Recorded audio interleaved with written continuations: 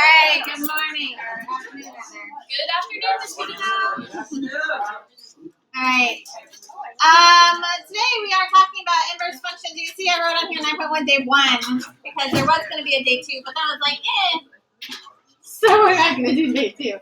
We should have done day 2. Oh, you really didn't want me to. Was it hard? All right. So today we're talking about inverse functions. And inverse functions are just like inverse operations, like 4 times 1/4. These are inverse operations, and they undo one another. Inverse functions also undo one another. But more importantly, yes, I did say you should read page 94. All right. More importantly, here we go. Graphically, an inverse is a reflection about the line y equals x. So we can always graph an equation, and just using the graph or ordered pairs, we can graph an inverse. So for instance, if I was to graph y equals x squared, what shape is that? Parabola. It's a parabola, right? And so you know, because we've been doing this for a while now, that this parabola passes through -1, 1 and -2, 4, 0, 0, 1, 1, and +2, 4. And there is our, whoops, I missed, parabola. Oh.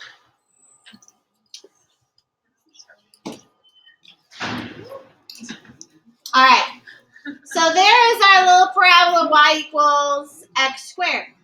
Now, so I know I have a few points that graph goes through, and I also know that if I wanted to graph the inverse, then it would reflect across the line y equals x. Well, what does the line y equals x look like?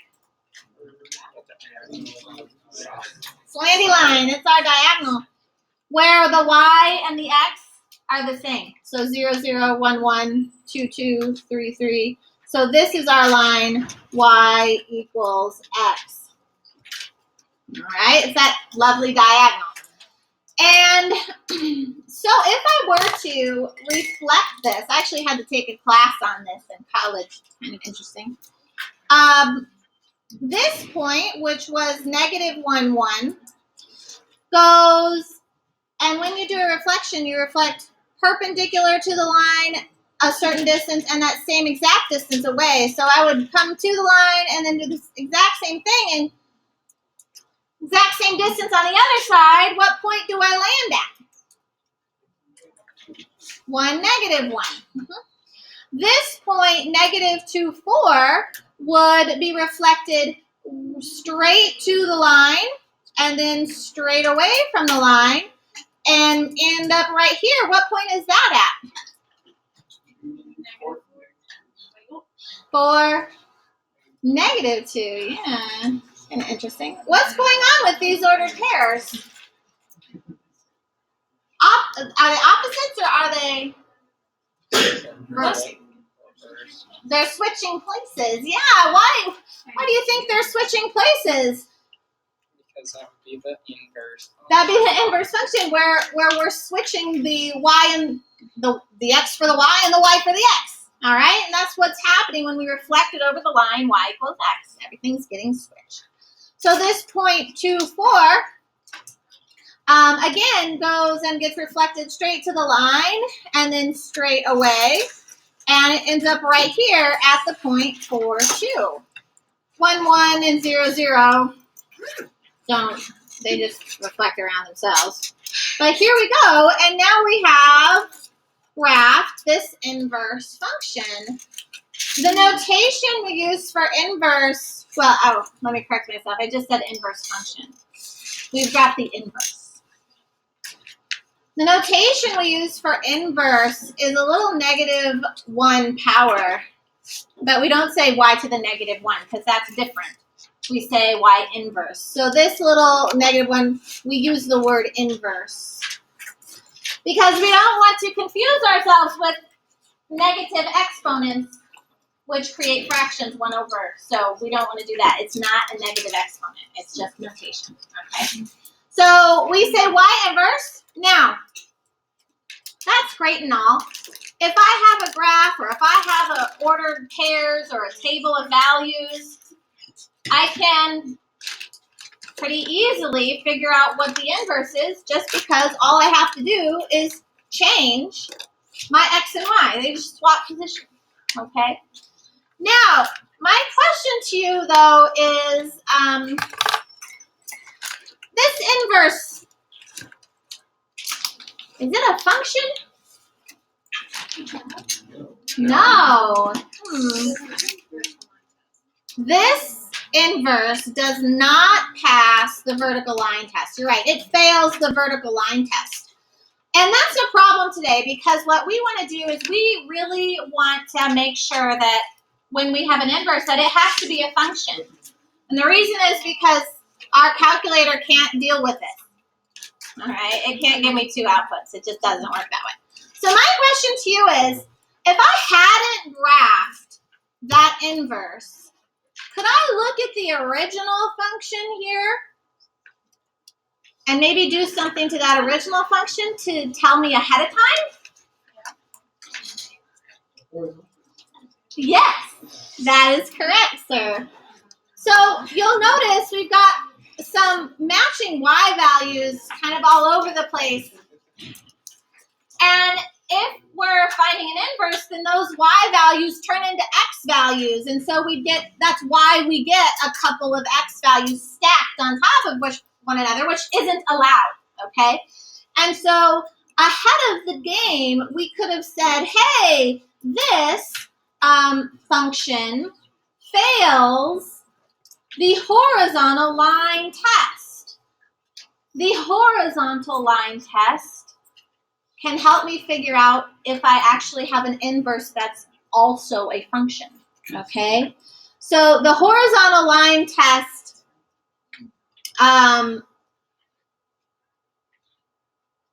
since it fails the horizontal line test, my inverse is not a function, okay? So if it passes the horizontal line test, then my inverse will be a totally acceptable function, okay? Yes, thanks. So if I draw horizontal lines, you see how it hits in 2 places? Yeah. That's not allowed. If it hits once, that's good. But if it hits more than once, that's a fail. Okay. Yeah, like the vertical line test. Yeah, exactly like the vertical line test. All right. Now, so today, in order to know if we have a function that we can find an inverse for, we want to make sure that it passes the horizontal line test. So what is required for an inverse to also be a function? It must, we must pass the horizontal line test. So if we pass the horizontal and the vertical line test, but really the horizontal line test, then we have a function that we can find the inverse of. All right, so here is your work for today. Example 1.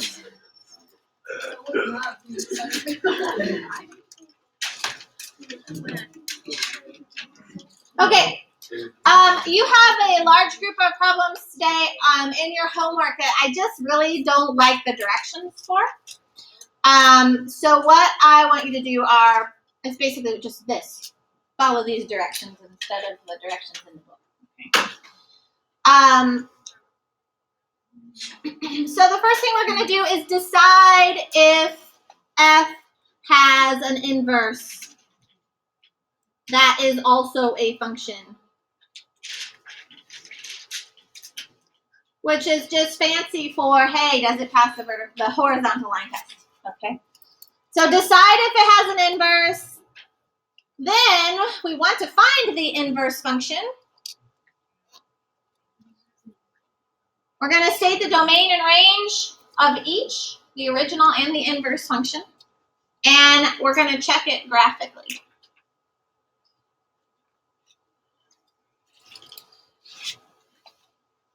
Now, I always like using my calculator as much as I can, and shoot, you should too. Oh, and by the way, you have a test next week. I just remembered. Yes! Oh my gosh. Yes! There's Guys, just- this is our opportunity to bring our grade up. I hate you. I live Tuesday. Tuesday. That's Tuesday? It's Wednesday. Oh, first. Yeah, sorry about that. Oh, or the down. Detroit Day. I feel pressured. I'm a little worse if it was Tuesday. Yeah, your test is on Wednesday, the 2nd. Yeah, no, it's going right. Wait, no, everything. Miss, there's a third. Miss, Wednesday's the 3rd. 30th is Monday. Wednesday's the second. I don't know. Yeah, it's like Is that every weekend? That we go to school for? My calendar. I only know about My calendar says. maybe this Yeah, Wednesday is the 2nd. Okay. All right, here we go. Ladies and gentlemen, what is the shape of this function? It's a straight line. Yes, it is. It's linear. Could you graph it on your calculator? Yes. Yes, you could. So you could absolutely graph this function on your calculator. It has a y-intercept of 5 and a slope of 3 over 1. So it is a line.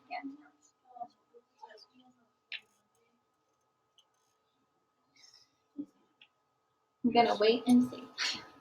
She's like, if it's bad. Yeah, pretty much. Sorry, miss. Would you mind what did you say? No, what is she? She asked if the test is going to be on the quarter 1 grade. And I said, I'm going to wait. Oh, you have to wait. Okay. All right, ladies and gentlemen, looking at this function, this f function, what is the domain? And what is the range? Same thing, negative to positive infinity. Good. Is that like that? Okay. All right, great. So my question to you is, can I find the inverse of this function? Why? Yeah, it does pass the horizontal line test, and therefore I can find the inverse. Now, just like graphing the inverse, it reflects over the line y equals x. Well, that's where the x trades places with the y. We're going to do the exact same thing.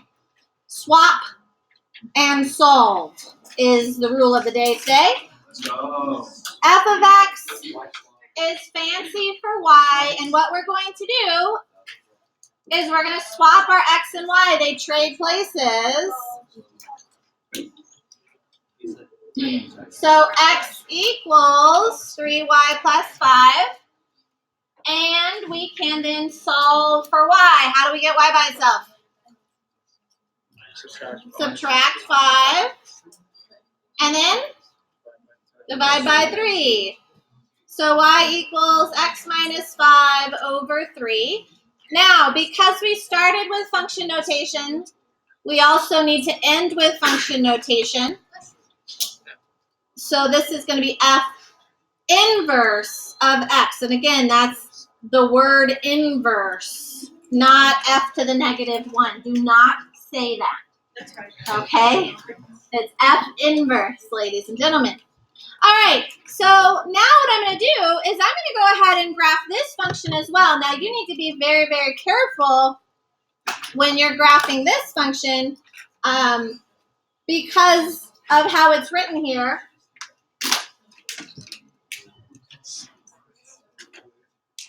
So I'm going to make sure that I put this in my calculator with grouping symbols. X minus 5 over 3. And graph that. And again, that also is a line.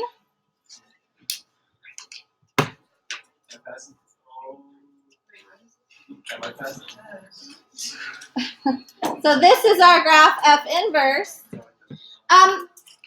Miss Eva, please. Thank you. All right. So let me ask you, do those two lines look like they're reflected over the line y equals x? Yeah, kind of, pretty good. So here's what I want you to do. To check, we want to check some ordered pairs. And to check ordered pairs, I just need to see that the x's and y's have been swapped. So the easiest thing to do is to check the table. So I'm going to go second table and just find some nice looking ordered pairs. For my original function, which was the y1 function, I have the ordered pair -1, 2. What ordered pair should I see on my inverse function? 2, -1. And so I'm going to look at my inverse function. I graphed in y2. So there's 2, and there's the -1. So 2, -1. So the reason I always show you to check is so that you can use the cheater's method on your test instead of doing all this work. Okay? What did you say? Did y'all catch that? Yeah. Yeah? On the test, I'm gonna just use the calculator. Yeah. Okay. Okay. So, ladies and gentlemen, I want to check one more here just so we can be absolutely sure. And you can see here, my original function, I've got the ordered pair 1, 8. 1, 8. What ordered pair should be on my inverse function? 8, 1. So I'm going to go down to 8. There it is, 8. And there's the 1. 8, 1. All right. Is it only the first Hmm? one? Oh, okay. I wrote it. Never mind. I know. Okay. All right, letter B. Y equals x cubed. Mosquitoes are out here. Y equals, 3x cubed plus 1. What is the shape of this function? A squiggle. Yeah, and it's been shifted up 1. Very good. It's been shifted up 1. 3x cubed plus 1. 3x cubed plus 1. There we go. So there it is. There's our original function f. You can see that. There it is. All right, ladies and gentlemen, what is the domain of this? Wait, Miss Eva. Good. What's the range? Good. Oh, we didn't write that for the other one. Man, you guys are distracting.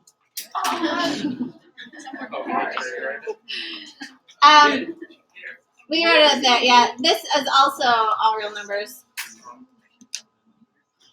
Sorry. I do want domain and range of both. Okay. So ladies and gentlemen, am I allowed to find an inverse of this function? Yes, why? It passes the horizontal line test. So we can find the inverse. How do I find the inverse?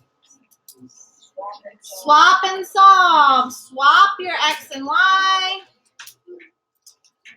And solve. How do I solve for y?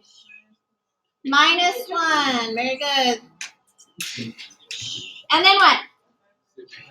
Divide by 3. So we have, x minus 1 over 3 equals y cubed. And then what?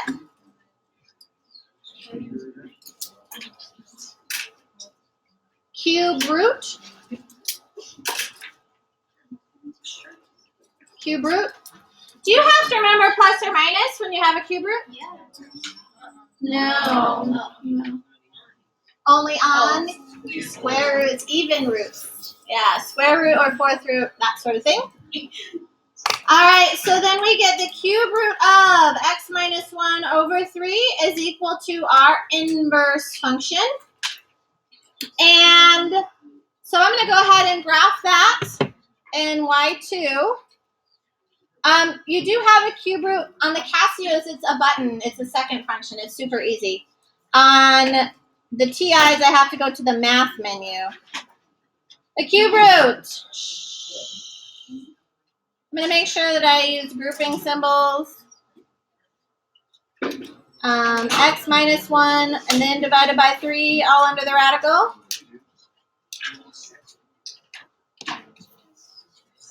And I'm going to graph that. Whoa, that's the breaking wave function.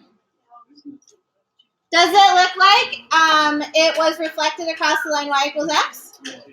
Yeah, it does. It's pretty cool. All right, and again, if I wanted to, I could check some points, but there's certainly an easy point right here on my original function was the point 0, 1. What point should be on my inverse function? 1, 0. So I can trace, and it's right there, 1, 0. What's the domain and range of this function? Yeah, all real numbers. Okay. Questions on those? Those are the easy ones. So if it has 2 square or an even power, it's still not gonna work. Okay, they will limit the domain of those. So you'll see, I think, one in your work. It's interesting. I did. All right.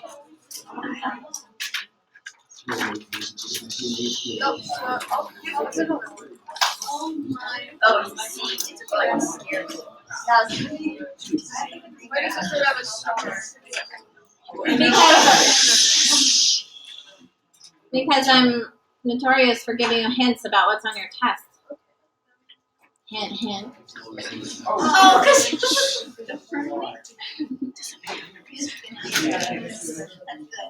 Okay. This is a question that everyone missed last year. I don't know why. All right, ladies and gentlemen. So, does anyone know what this one looks like? It's Is it like? yeah, that. it's the gang thing.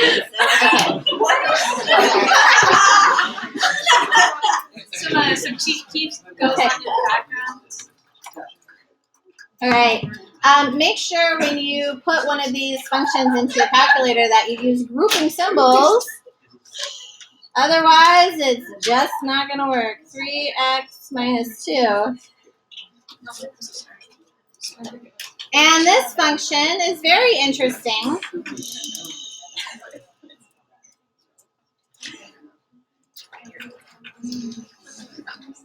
This is our original function, just a little sketch of it. We haven't officially talked about these functions yet, but you do know about the domain. So tell me quickly about the domain of this function. X can equal positive 2 over 3. 2 over 3, very good. So that is why we have this asymptote there, that vertical asymptote at x equals 2/3. Ladies and gentlemen, when you graph this function and you go to trace and you type in 2/3, you'll see what's y? Not defined. Not defined, meaning it doesn't have a definite point there. There's nothing it can produce. It's undefined, not defined, okay? So there is that. And so if we wanted to talk about the domain of this function, how far, we start at negative infinity and go to 2/3 and pick up on the other side of 2/3 all the way to infinity, okay? Now, the range is different, and we haven't talked about how to find the range of something. So I'm going to skip, and we'll come back to the range for this one in just a second. All right, so ladies and gentlemen, can I find the inverse of our function here? Yes. It does pass the horizontal line test. It actually has a horizontal asymptote. I just don't quite know where it is yet, but we'll figure it out in just a second. Everything else, it only hits once, okay? It does pass the horizontal line test. You do. It You do. It does. It gets. Don't worry about it. Don't worry about it yet. Yeah. You know, We studied this. You did it last year. Okay. So x equals, we're gonna swap and solve. Y plus 5 over 3y minus 2. You'll notice that I changed every x to become a y. Okay. Now, how do we isolate the y's? Multiply. If I make x over 1, now you have a fraction equal to a fraction. How do you solve? Cross multiply. Yes, we do. We need to multiply that 3y minus 2 to the other side. I'm going to distribute in my x. So that gives me 3xy minus 2x equals y plus 5. Does anybody have any trouble with what I just got? No. Okay. Now you notice we have a couple of y's. I need to get them together. So I want to move this y on the over to the left. And I'm also going to take this negative 2x and move him away. So I have 3xy minus y equals positive 2x plus 5. So a little bit of rearranging because we need the y's on the same side. Now, on the left, those two terms have something in common. What do they have? What do they have? A y, greatest common factor. Take out the y. What's left behind? 3x minus 1 equals 2x plus 5. Now this is y times all of that group. How do I get the y by itself? Divide by 3x minus 1. That gives me my inverse function in terms of x to be 2x plus 5 over 3x minus 1. I see why your students got this one wrong. All right. I'm pretty sure I did exactly why they got it wrong. Yeah, because no one ever remembers the greatest common factor. I subtracted the y. All right, you'll notice I'm graphing my inverse, and they almost graph exactly on top of one another. That's curious, but cool. So this one just got shifted over a tiny bit. All right. Now, this is my inverse function. They're very, very similar. But looking at this inverse function, what's the domain? What can't x equal? 1/3, yes. X can't equal 1/3 from that denominator. So my domain is from negative infinity to 1/3. And pick up on the other side, 1/3 all the way to infinity. But again, I'm not quite sure about the range. Now, let me ask you a question. If when we have inverses and we're swapping the x's and y's, the x becomes a y and the y becomes an x, wouldn't that also mean the domains and ranges would swap as well? Yes. Okay, so you'll notice the domain turns into, because it was x values, it just got traded, and here it becomes the y values of our inverse function.